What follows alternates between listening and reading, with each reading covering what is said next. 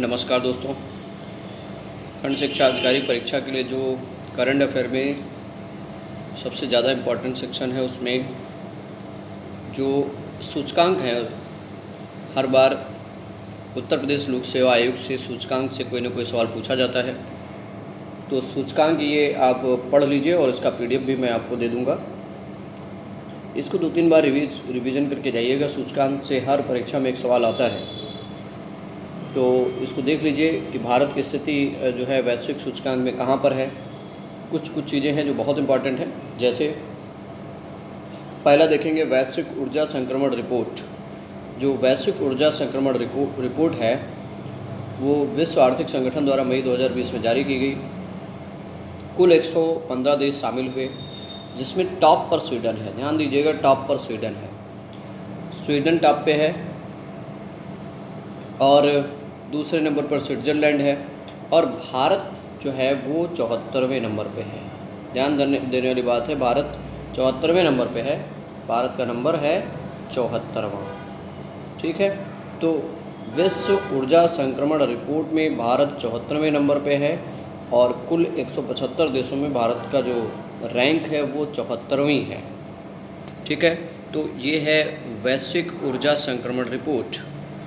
ठीक है, तो अगली रिपोर्ट में अगर हम बात करें, अगली रिपोर्ट वित्तीय गोपनीयता सूचकांक 2020, यानी कि वित्तीय गोपनीयता सूचकांक जो 2020 है, टैक्स जस्टिस नेटवर्क फरवरी 2020 द्वारा जारी की जाती है। 133 देश इसमें शामिल किए गए। कैमन द्वीप टॉप पे है। इसमें कैमन द्वीप जो है वो टॉप पे है, तो दूसरे नंबर पर USA है। भारत इसमें जो है 47 नंबर पे है, यानी कि भारत की स्थिति कहाँ पे है, भारत 47 नंबर पे है। ध्यान दीजिएगा कि ये रिपोर्ट जो है वैश्विक गोपनीयता सूचकांक है, इसमें 133 देश शामिल होते, कैमन द्वीप टॉप पे है। ठीक है, धन्यवाद। विश्व प्रेस स्वतंत्रता सूचकांक 2020, ये बहुत इंपॉर्टेंट है, इसको ज़रूर याद रखिएगा। विश्व प्रेस स्वतंत्रता सूचकांक 2020 ये जारी की जाती है रिपोर्ट्स विदाउट बर्ड्स 2020 द्वारा और 180 देश शामिल हुए। नॉर्वे में टॉप में है, यानी कि प्रेस स्वतंत्रता के मामले में नॉर्वे पहले नंबर पे है, फिनलैंड दूसरे नंबर पे है, डेनमार्क तीसरे नंबर पे है और भारत इस बार 142वें नंबर पे है। ध्यान दीजिएगा, भारत इस बार 142वें नंबर पर है। पिछले साल भारत 140वें नंबर पे था। तो ये ध्यान रखना है कि भारत की स्थिति जो है और ज़्यादा थोड़ा ख़राब हो गई है, यानी कि भारत जो है वो 140 नंबर से 2 पायदान नीचे खिसक गया है। किसमें, विश्व प्रेस स्वतंत्रता सूचकांक में।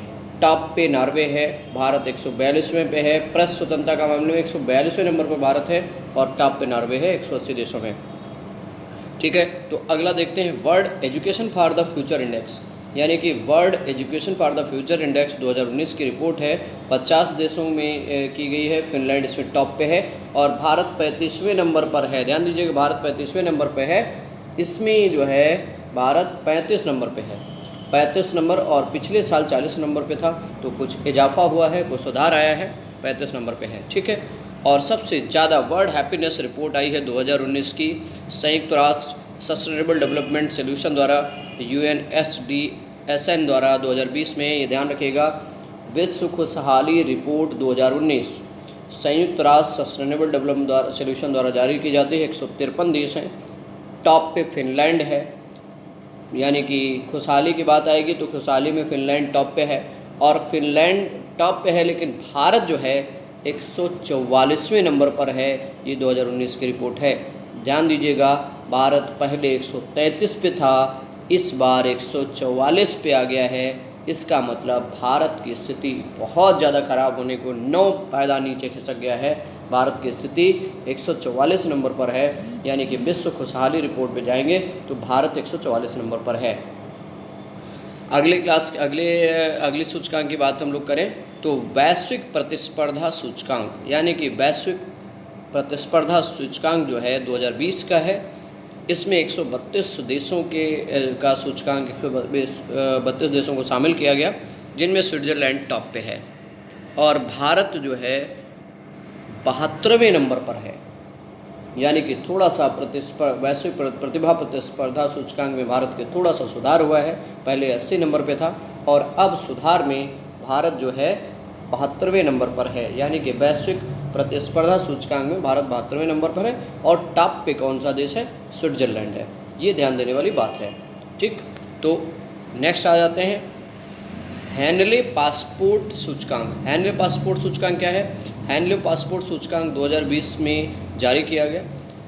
हैनले और इंटरनेशनल एयर ट्रांसपोर्ट एसोसिएशन 2020 में जारी किया गया। 119 देश इसमें शामिल किए गए। टॉप पे इसमें जापान है। तो अगर हम देखें कि हैनले सूचकांक है, इसमें टॉप पर जापान है और भारत 84वें नंबर पर है। ध्यान देने वाली बात ये है कि भारत 84वें नंबर पर है। पिछले साल 82 नंबर पे है, 2 पायदान नीचे खिसक गया है।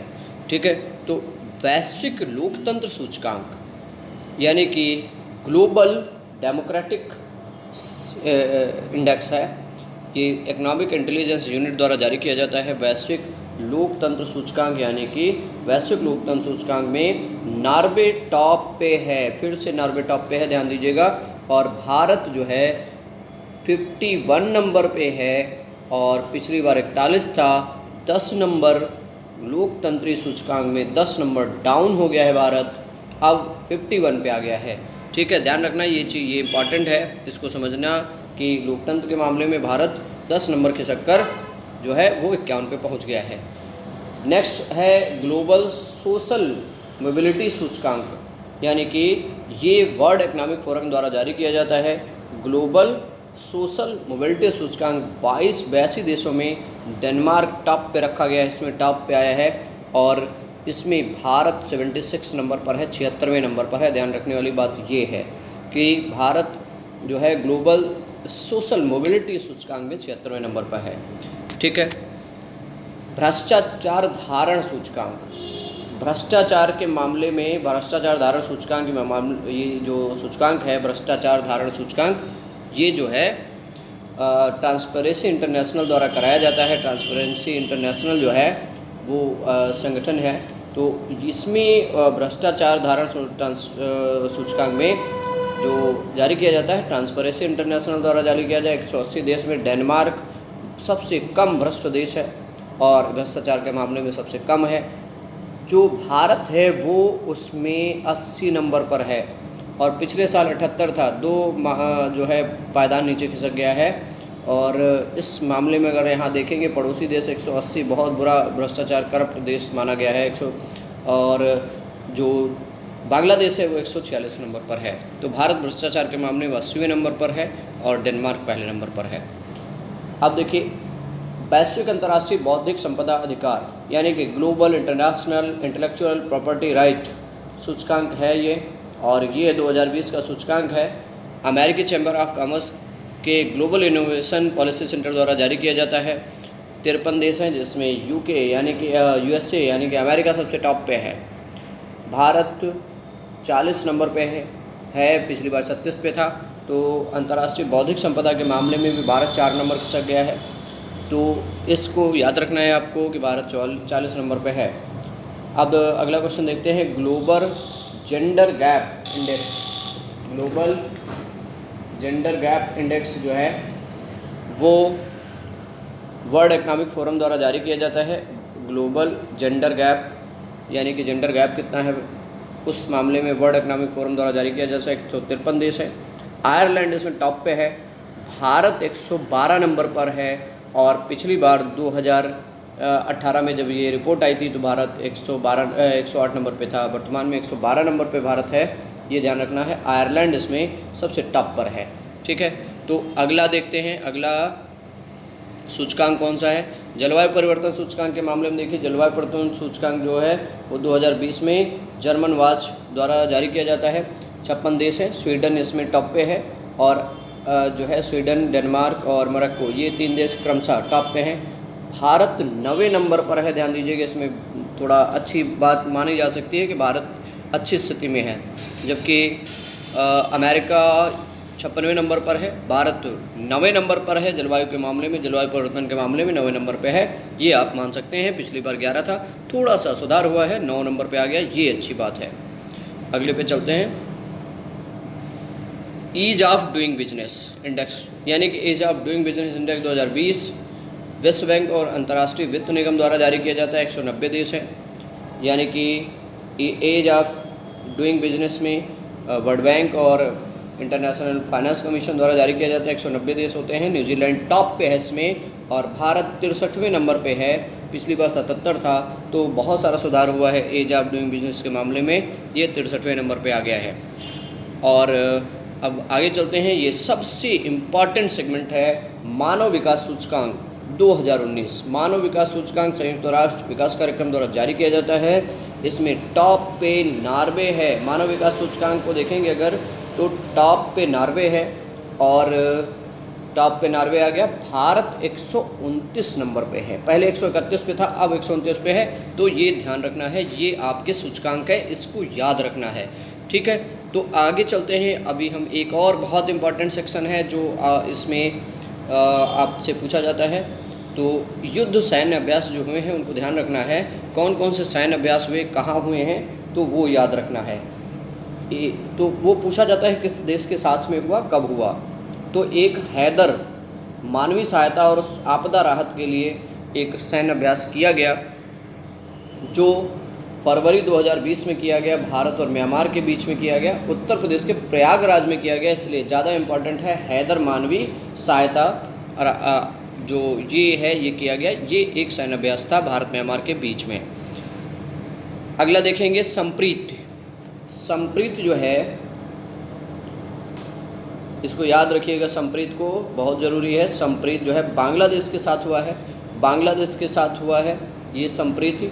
और ये जो संप्रीति है ये बांग्लादेश का फरवरी में किया गया, भारत बांग्लादेश के बीच में हुआ है, सैन्य अभ्यास है। मेघालय के उमरोई में है, ये इम्पॉर्टेंट है, ज़्यादा ध्यान दीजिएगा। मेघालय के उमरोई में भारत बांग्लादेश के बीच में फरवरी में संप्रीत नामक एक संयुक्त सैन्य अभ्यास का आयोजन किया गया, ठीक है। अगला देखिए अजय वारियर। अजय वारियर देखिए, अजय वारियर जो है भारत और इंग्लैंड के बीच में हुआ है, फरवरी में ये भी आयोजित हुआ, लेकिन ये अजय वारियर जो है ये इंग्लैंड में आयोजित किया गया था, ये ध्यान रखने वाली बात है। अगला देखते हैं जो युद्ध अभ्यास शक्ति। युद्ध अभ्यास शक्ति देखेंगे तो ये नाम से ही आप देख रहे हैं कि किसी पावरफुल देश के साथ में है। ये भारत अमेरिका के बीच में अक्टूबर 2020 में प्रस्तावित है, जो होगा वाशिंगटन में होगा, ये चीज़ है, ये आपको याद रखना है। अगला देखिए, जो अगला है सैन्य अभ्यास है वो काजिंद है। काजिंद जो है भारत, काजिंद का मतलब जैसे आप काजिंद आए तो समझ लो कजाकिस्तान है। काजिंद जो हुआ है भारत और कजाकिस्तान के बीच में हुआ है, ये उत्तराखंड में हुआ था। ये काजिंद कजाकिस्तान के साथ है, भारत कजाकिस्तान के साथ है, और भारत के उत्तराखंड में जो है उसमें हुआ था, पिथौरागढ़ में।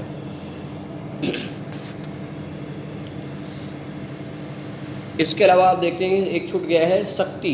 शक्ति नामक सैन्य अभ्यास जो है वो सैन्य अभ्यास हुआ है, शक्ति नामक सैन्य अभ्यास हुआ है, वो अमेरिका के साथ हुआ है। यानी एक शक्ति नामक सैन्य अभ्यास किया गया भारत फ्रांस में, जयपुर के बीच में, जयपुर में किया गया। ये अभी जल्दी में हाल ही में किया गया था जो है।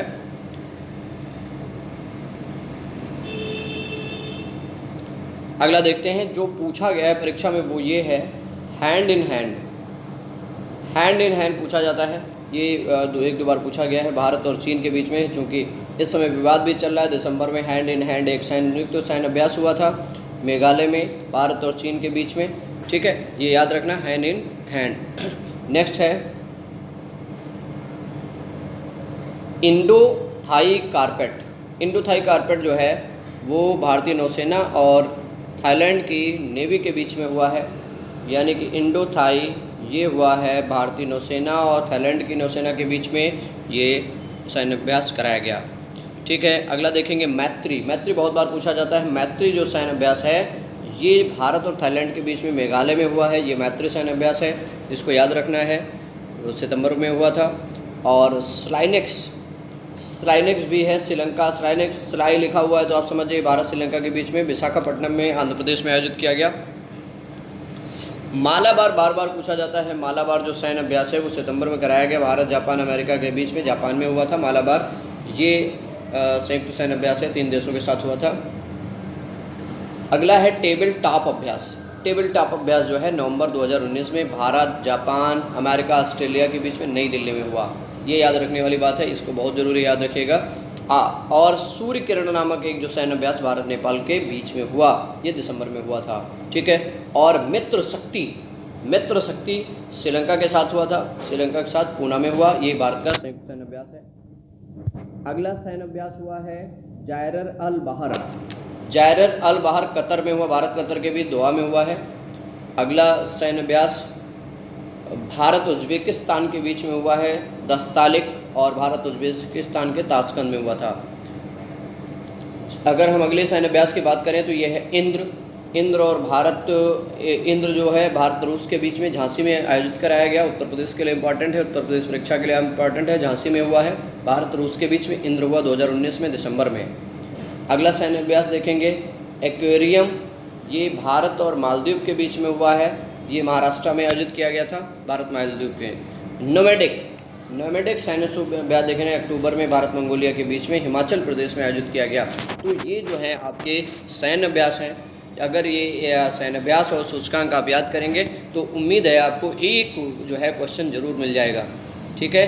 इसी तरीके से छोटे छोटे वीडियो हम आपको देते रहेंगे जिसमें इंपॉर्टेंट चीज़ें मिलती रहेंगी। आप इनको देखते रहिए और लगातार बने रहिए। Thank you.